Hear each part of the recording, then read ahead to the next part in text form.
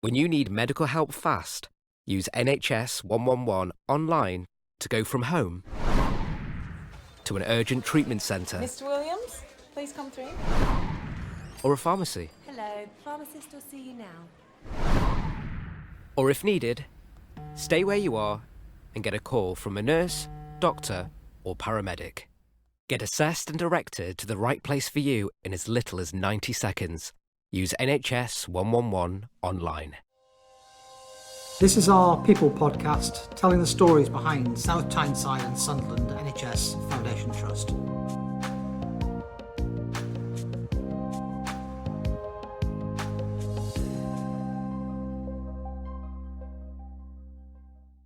Hello and welcome to this episode of Our People podcast.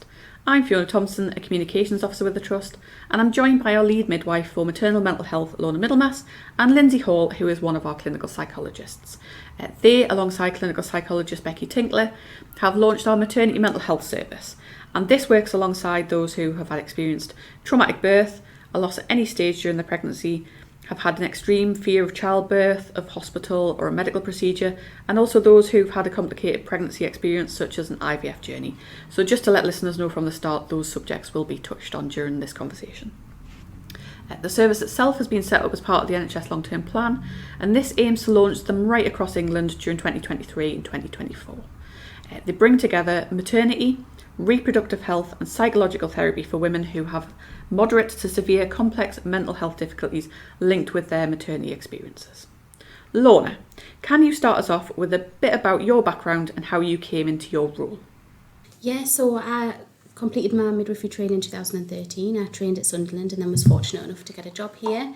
And I mostly worked on the labour ward in the beginning of my career.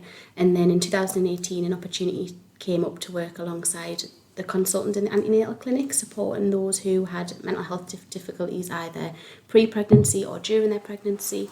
And that sort of fueled my passion really for working in mental health. And then when this job came up to be sort of the lead midwife for mental health, I just sort of really wanted to go for that to help. I think personally, like a lot of people, I've had like anxiety in the past myself, and without the support of my friends and family and professionals, sort of my journey to that recovery might have been longer. So I think it's a real privilege to be able to be part of that journey for other people and offer that support. Lyndsey, I don't know whether you want to give us a bit of a background about your job so far and how you came into your post. Yeah, of course. So I'm a clinical psychologist. I've been qualified for about 3 years. And I guess most of my experience prior to this job was actually in working with people with learning disabilities and other mental health problems as well. But then I guess through my own experience, really, that's why I became really interested in working in sort of perinatal maternal mental health when I had my own little boy, and just kind of coming to understand sort of the huge impact that it has on people when you have a baby and kind of how that can affect your mental health, and obviously all the different feelings that come about when you have a baby. And then some of the difficulties that are experienced by people in the maternity setting, really. So I was really keen to kind of apply for the job, and then fortunate enough to get the job, which was really, really good. And then I guess I'm learning a lot along the way as well. So it's quite new to me, but I feel like I can bring my skills from my other sort of jobs in the past to this role. So yeah. So what kind of work have you done previously that helps feed into this? Just generally working with people with mental health difficulties and people with learning disabilities, developing my skills in like psychological therapies and understanding the impact of trauma, and then how that really applies to this kind of role as well. So yeah. And so how does this service feed into our wider support for the families that we work alongside? From 2018 to now, I've seen like a big change in mental health services that are available, and that sort of changed how we work as a trust and offering our support. So we've got our obstetric mental health clinic that supports those who have got mental health difficulties during their pregnancy or pre-existing, but this is sort of like more of a niche category that maybe wouldn't have fit into another service otherwise. So for example, where women and families have sadly lost their babies, then maybe not able to access the specialist sort of perinatal community mental health team, but then with this service developing, they're then able to get that sort of treatment and support. Working within sort of being based in the maternity services as well, we're able to link with the other midwives and the wider team to sort of signpost to what else is available, like our parent craft classes. We can do tours of the maternity hospital as well. So lots of different things feed into sort of our service from that. How do you see it developing? as it moves forward? Because it is in its infancy in its own right, so how do you see it moving forward and growing as time goes on? Well, yeah, I think we've got a lot of work to do in terms of developing like the different pathways and how we support people at different points. So one of the main things at the minute we're supporting sort of women who are having babies, but we really hope to develop more like ability to support like the wider family as well as we move forward. So helping partners as well, because we understand obviously the impact of difficult things that happen during maternity experience can not only impact the mum and the baby, but the wider family too. So that's kind of something that we're really looking to move forward with as we grow and develop, definitely. I think sort of as well like networking with other professionals, so to make links with the health visitors, the family nurse partnership, so that every professional out there knows about the service, so that every woman or family is able to access that service. For me, that's really important. And things just like what the councils offer, so Mums on the Move, Aquanatal, just sort of improving sort of access to those services as well. I think that's important for me. Yeah, and another thing from off the back of what Lorna's just said, it's developing, I guess, that awareness of the impact on mental health and the impact that difficult experiences during maternity can have, and how we can sort of spread the word, I guess, to like other professionals so that they can then also offer support. So it's not just us doing it, it can be like a whole system approach, if that makes sense. So, yeah. I think as well, like a lot of the feelings that families have after they're having a baby are very normal feelings as well. So it's trying to sort of educate sort of staff and patients and families about what is normal. You know, social media sort of portrays this wonderful picture that everything is okay after you have a baby and everything, you know, everyone's got their act together and things are very easy, whereas that's not actually always the reality. So I think sort of like education around that as well sort of just helps everybody to feel a little bit more normal within that maybe. Who do we help as part of this service? What kind of situations are you able to support people through? So our pathways are trauma, so somebody who has experienced a traumatic birth, and we're sort of talking about psychological trauma there, because trauma can be both physical and emotional, so we're looking at psychological trauma there, and also those who've suffered a loss of their baby, so anywhere from that period of conception up until sort of neonatal loss, so to cater for those families there. And also sort of fear and anxiety around childbirth. So it may be that people don't feel able to have a baby because they're so fearful of childbirth. It might be that they are pregnant, but they really sort of feel vulnerable in that situation at that time, and we can support with that as well. Because is there a different in that aspect? Because it's got a particular name, hasn't it? Is it tocophobia? Tocophobia. Is there a difference between, I imagine every person who has a baby goes through their anxieties, but is there something that is beyond your normal fears of what might happen? Yeah, so sort of a bit like any phobia really, sort of like agoraphobia where you can't leave your house, things like that. So that is like sort of like that true phobia. A lot of us will be scared of childbirth, a lot of us will be scared of something like spiders, but for some people that's like a real fear, isn't it? So it's the different extremes, isn't it? Yeah, and it's that real extreme fear that then is going to impact like throughout the pregnancy and how they're going to sort of, you know, even attending appointments and things, and the anxiety that brings. So, so they might not access care and things like that, so we want to be able to support them for the best for them and their babies, really. And I suppose people might have fears about coming to the hospital in any case, or having procedures carried out. We also offer support for complicated pregnancies and experiences such as IVF, so how do you work alongside families in that instance? So with trauma, as we said, not all, you can have trauma in many different aspects of your life. So you may have had a traumatic incident with maybe it's an IVF journey or a loss of a baby. So then that hospital environment that you've been to previously just has negative connotations, and you don't necessarily want to come back to that. So it's about being able to work with that person to sort of support them during that time. And how do people find their way to your service? How do they come to you?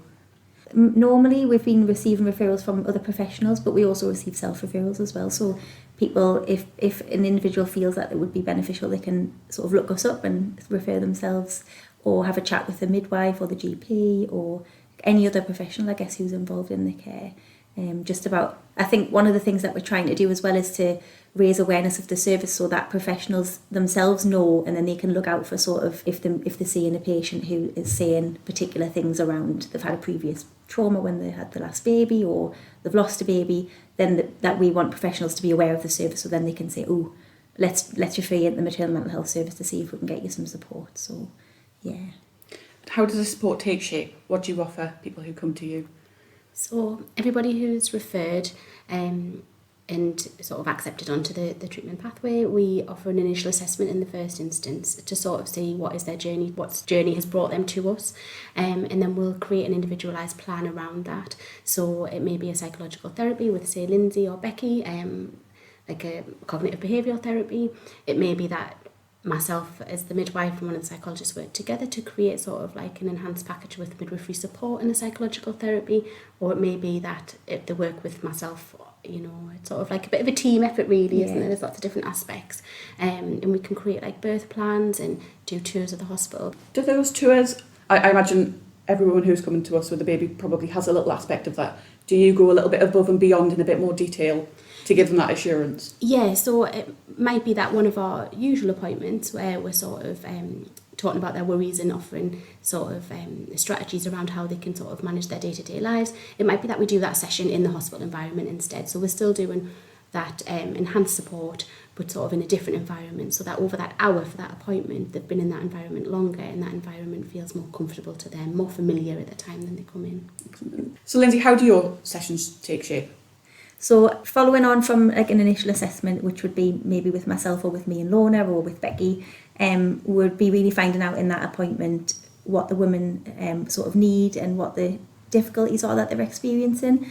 And then usually following that, I would probably spend a few more sessions just really finding out a lot more about the woman that I'm seeing, just to kind of make sure that I'm going down the right tracks, because there's lots of different types of psychological therapy. So it's about kind of finding what fits and what would work for that person. So for example, someone who'd experienced like a trauma, so it could be birth trauma or trauma following a loss, I might look to do EMDR, which is a type of therapy which is for like trauma. So it's for PTSD, but we know that people who have experienced birth trauma and other kind of trauma around pregnancy do kind of have symptoms of PTSD quite often, so EMDR can be really helpful. But then there's different types of therapy, so there's like CBT, which is cognitive behavioural therapy, or compassion focused therapy, which is really about helping people to, I guess, like Lorna was saying earlier on about how normal some of those feelings can be when you have a new baby, but then people give themselves a hard time for that and like, I shouldn't be feeling this way, when actually it's okay. And compassion focused therapy is really about kind of helping people to understand that and sort of be kind to themselves, I guess. So that's sort of another option. So there's various options. So I guess my sessions can take a lot of different routes. But so do you look to tailor your care to that person's needs? Yeah. So it's not the same for everybody. Yeah. It's all down to that individual. Yeah, definitely. Yeah. And so how have families found it so far? What kind of feedback have you had? And also, do we work to support partners as well? I think the feedback's been really positive, hasn't it? Yeah, especially what I've seen. People seem to come to the session, sort of feel like they're getting something from it. And then I think being so integrated with the maternity services, it allows for that joint working within the team that maybe they wouldn't be able to get from another service because they're off-site, they're in a different area, the teams don't work together. So it really does allow that one-to-one personalised care. Yeah, and I think that's what people really seem to have valued, like who we've seen so far. It's that joining up, I guess, of like how we can then support them through the maternity journey with other services as well. So, and are the partners getting involved in these sessions? So is it simply for whoever's having birth and the baby, or is it partners too? So, well, at the minute, we've kind of been focusing just at the initial phase, I guess, of developing the service on the women who are having babies. But then, obviously, we like I said at the beginning, we do know the impact on the wider family and partners as well. So, I guess at the minute, what's happening is that partners might come like to sessions and sort of be part of that where needed or where it would be helpful. But then, because at the minute we're not offering individual appointments to partners, we're trying our best to sort of figure out, well, where can partners get support and really provide that signposting and kind of onward referrals and things like that. So Lyndsey, you mentioned EMDR there. Would you mind just giving us a little bit of detail about what that is? Yeah, so EMDR, it's eye movement desensitization and reprocessing therapy. So it's a bit of a long-winded name, but it's just a therapy which is for trauma, and it helps to sort of basically when you've had a trauma, your memory's stored in a certain way because you're remembering how traumatic it was, and you often get the sort of physical and emotional sensations with that memory too. And EMDR works to sort of process the memory so that you'll still remember it, but can't make people forget, but those real emotional and intense sort of feelings sort of go away. And that's sort of the aim of the therapy, really. Thank you for taking us through that. And you were also looking to launch birth reflection sessions. So what are they and how will they help people? So everybody's birth is a unique time. It's really an important experience, and you may not have like any mental health difficulties, but you just might have some questions about your birth. You might want to sort of discuss that with a midwife. So we're offering birth reflection sessions to everybody who has had a baby with us in the last 12 months to come along to speak with a midwife who has had extra training in birth reflections and sort of being able to identify where it may just go on to maybe some mental health difficulty. As the leaders of our Maternal Mental Health Service, how have you found it's helped your work? So for me, I also work in our obstetric mental health clinic, so I feel like it's been another service that I can signpost those patients to. So previously, like I said earlier, there's that gap where those women haven't quite had their needs met, whereas now I feel I can refer to our service and then also offer that support there. How have you enjoyed working as part of the service so far? So I've really enjoyed working with the service because, like I said, I did it for working alongside the consultant in the hospital, but for that was only really a short amount of my hours, whereas now I'm able to do it for all of my hours that I do. So to be able to dedicate all my time to improving mental health services for the families who are part of South Tyneside and Sunderland, I think it's like a real benefit and like a privilege. And back to what I said in the beginning, knowing how much my family and professionals sort of helped my journey to be able to offer that. I just hope that I can do that for somebody else, really. That's what I hope. And for me, I guess, I think it's really gave me the opportunity to think more about like normalising mental health difficulties, and like, because often different services that I've worked in the past, you know, it's very based on sort of labels and diagnosis, and really working in maternal mental health, it's more about, and I know we've touched on this already earlier in the podcast, but like just how normal some of the experiences are that people are having, and then like how we can really support people to get through those things. And it's just like a real privilege to work with women who have had really like some really awful things happen, but then come out the other side of that. And yeah, so for me, I think it's just been a really good learning experience to kind of be in this role for the last 5 months and help people. Yeah. What can friends and family look out for which might lead them to think that your support would help them, or where can they find help if they find themselves in the situations you've described? So, like we've said, it is very normal to sort of not quite be yourself after having a baby, but if that's to go on for a longer period of time, so if we're 6 weeks, 8 weeks onwards or so, and you sort of find that those emotions are really quite troubling and you maybe is a bit withdrawn from your family, you're not able to go out and about, you're sort of enjoying the aspects that you would have previously, then maybe we're thinking that you would benefit from that further support. And it may not be that it's sort of a postnatal depression typically or anything. It just might be that you need some support with that adjustment. Like Lyndsey had said, we're not about using labels and diagnosis and things like that. It's just about supporting people through that time. So what can friends and family look out for that might lead them to think they need further support? So, well, I think it's so individual really. So like, I think friends and family are people that, they know their people best, don't they? So it's so individual, but I think if friends and family are maybe noticing that the women sort of maybe just not themselves, I think they're the best person to notice that. So, and maybe that they're maybe becoming a little bit isolated or not talking as much as they were before, not wanting to do things, so things like that. But I guess just generally, like, I feel like if you notice that your friends and family are just generally struggling and just need that help, it's just about recognising that and knowing that our service is out there and that there's other services available too that can help. It's not all just our service that can help. So if anybody's been affected by any of the subjects we've talked about today, what's the best thing for them to do? How can they find some more help? I think the GP is always a good first point of contact. They have like lots of different services because it depends where somebody lives, but local talk and therapy services are really good for support. And I know in Sunderland and South Tyneside they have a local mind service, so that's a good point of contact as well. Lorna and Lyndsey, thank you very much. Thank you. Thank you. Thanks for joining us for this episode of our People podcast. We hope you enjoyed it and check out our other stories. Hit subscribe to keep up to date with the latest and catch up with what we've been up to on our Twitter, Facebook and Instagram pages. Just search for our name.